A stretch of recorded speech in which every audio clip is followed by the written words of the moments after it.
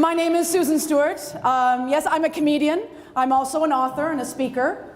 And as a comedian, I'm always trying to see the lighter side of life. And I'm passionate about helping people see the lighter side of life. Because given all of the adversity that we face and how often things don't go according to plan, it can be very easy to take things too seriously and get stressed out. Yeah, I just think in light of all of life's challenges, it's just so important for us to laugh and to see the humor in things. Because let's admit it, life is no fairy tale. If you lose your shoe at midnight, that just means you're drunk.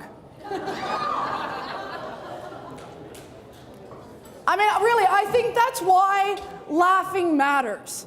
Because life can just be really tough sometimes, right? I mean, sure, life can break your heart and turn your world upside down. I mean, I don't know about you, but I've thought about running away way more as an adult than I did as a kid. I think it would be cool to be a kid again. Yeah. I could take really long naps and everyone would be just so proud of me. All right, guys, like a toddler wakes up from a nap and they're some kind of hero, a superstar, a saint, and everybody goes crazy, like, oh, look who's up from her nap. Oh, who's a good girl? Who's a big girl? Right? A middle-aged woman tells people she had a nap and everyone's like, oh, isn't that nice for you? Must be so lovely to have so much extra time on your hands. Everybody's all Judge Judy. Now, on the other hand, being an adult is pretty easy, actually. Yeah, you just feel tired all the time.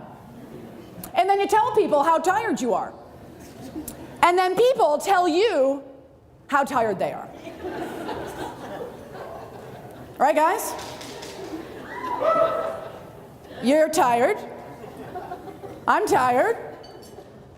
Yeah, actually, last week I was having my physical, and my doctor asked me if I was sexually active. I said, no, not really. I just sort of lie there. Right? Starfish. Like, do what you gotta do. Let's get this over with. I gotta go to sleep. All right, guys. Seriously, at this point in my life, I would make a terrible superhero. Like, I'd be at home and I would look out the window and I would see the signal in the sky summoning me. And I'd be like, I literally just sat down.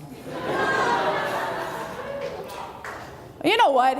It's no surprise that we're all very tired.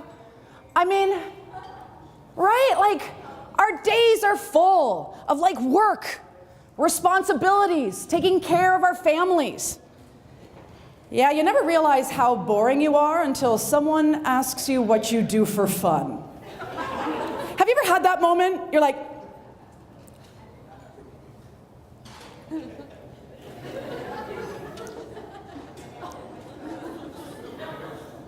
I am reading a very interesting book right now.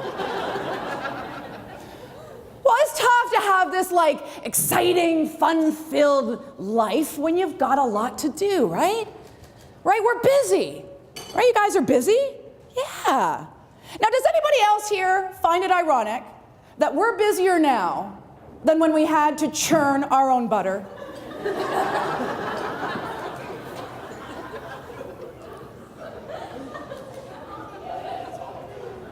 How is this possible? Like, given all of our technology, like I can buy my groceries online. I can pay for my parking on my phone. Like, how are we busier than the pioneers? Like, if they wanted anything, they first had to make it. Like, let's just review the lifestyle of the pioneers for a second, right?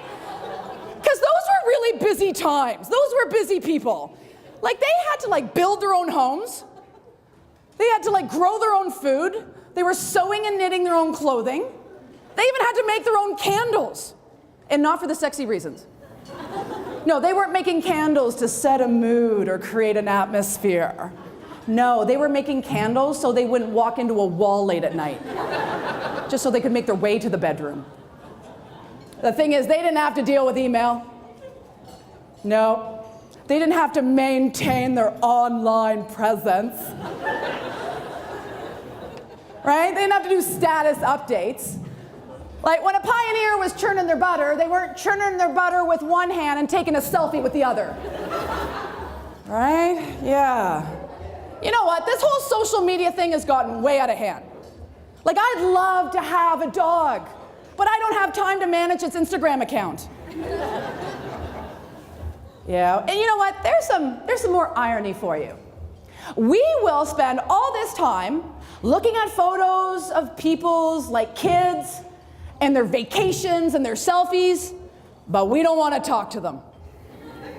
Oh, no. We don't want to talk to them. In fact, studies have proven that over 80% of our communication is electronic. Yeah. Text messages, emails, and I'm part of that statistic. Really, like, my favorite way of communicating with people is through text messages, right? Do I have any fellow texters in the crowd here with me tonight? Right, isn't it wonderful? Right, you can just like fire off that message, and then pray to God they don't respond for some time. But the worst is when you text someone and they call you back.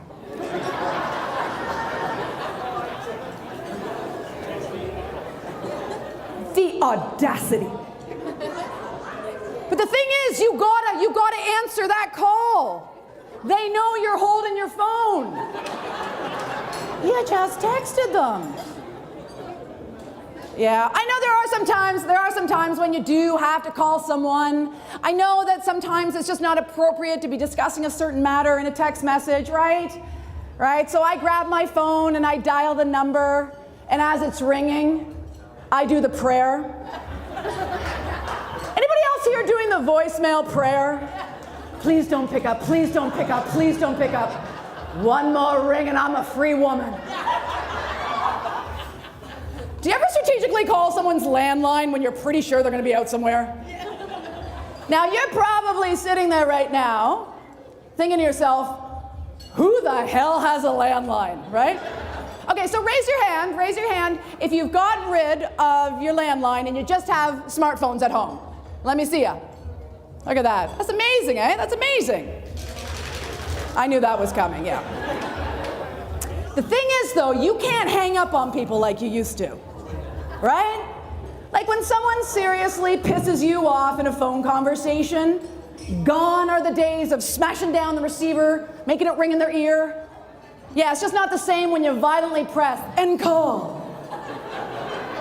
Right. Now, I'm a baby of the 70s, so I am still kind of gobsmacked that we're walking around with these little mini computers in our hands. Like, guys, I remember when the phone used to be that thing attached to the kitchen wall. Yeah, so I just can't believe we're walking around with these mini computers in our hands. And the thing is, they have become a huge addiction, a huge distraction. I mean, guys, do you ever wish your partner would look at you the way that they look at their phone?